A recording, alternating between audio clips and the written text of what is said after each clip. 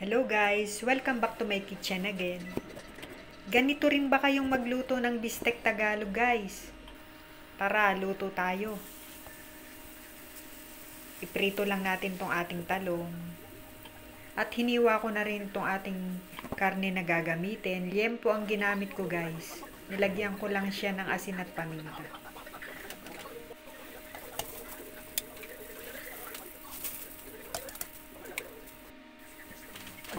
Naghiwa na rin ako ng onion guys na gagamitin. At iprito na natin tong ating liempo.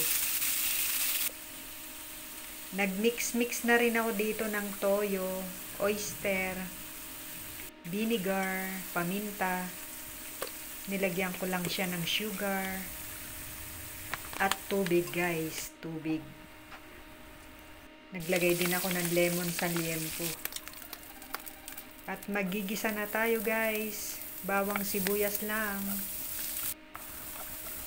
Igisang mabuti at ilagay na natin ang ating liempo. At itong ating minix-mix.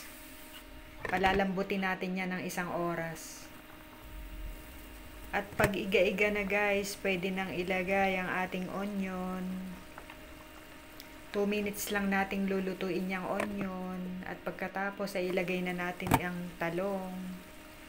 Ganyan lang po kadali ang magbistek Tagalog. At heto na siya guys, super yummy. Try nyo po. Thank you for watching. Bye bye. Kain na tayo.